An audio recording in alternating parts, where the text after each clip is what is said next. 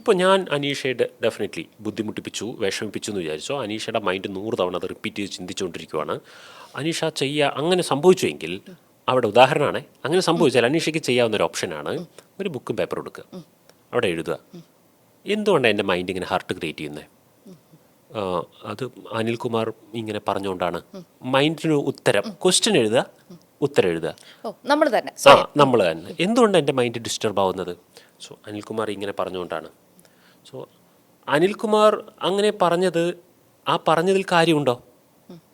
വീണ്ടും ക്വസ്റ്റ്യൻ ചെയ്യുകയാണ്. ഇല്ല, കാര്യമില്ല, പുള്ളിക്ക് കാര്യം അറിയാതെ സംസാരിച്ചാണ്. വീണ്ടും ക്വസ്റ്റ്യൻ എഴുതുക. അയാളങ്ങനെ കാര്യം അറിയാതെ സംസാരിച്ചാൽ ഞാനതിനെ വലിയ വാല്യൂവിന് എടുക്കേണ്ട ആവശ്യം എന്താ? പുല്ലുവില കൽപ്പിച്ചാൽ പോരെ, പുള്ളിക്ക് വിവരമില്ലാത്തോട്ട് പറഞ്ഞതല്ലേ. അങ്ങനെ ഏതെങ്കിലും ഒരു രീതിയിൽ നമ്മുടെ മൈൻഡിനെ ഡിസ്റ്റർബ് ചെയ്യുന്ന ആ കാര്യത്തെ ക്വസ്റ്റ്യൻ ചെയ്ത് ആൻസർ എഴുതി ലാസ്റ്റ് അത് ന്യൂട്രൽ അങ്ങോട്ടാവും. അതായത് നമ്മളെ സമാധാനിപ്പിക്കലായിരിക്കണം നമ്മുടെ പ്രൈമറി ലക്ഷ്യം കേട്ടോ.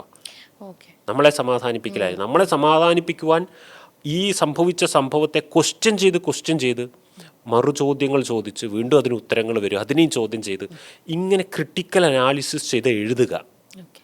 നമ്മൾ അങ്ങനെ ചെയ്യാതിരുന്നാൽ ഇതിങ്ങനെ നൂല് കെട്ട് പിണഞ്ഞ പോലെ ചിന്തിച്ചുകൊണ്ടിരിക്കും.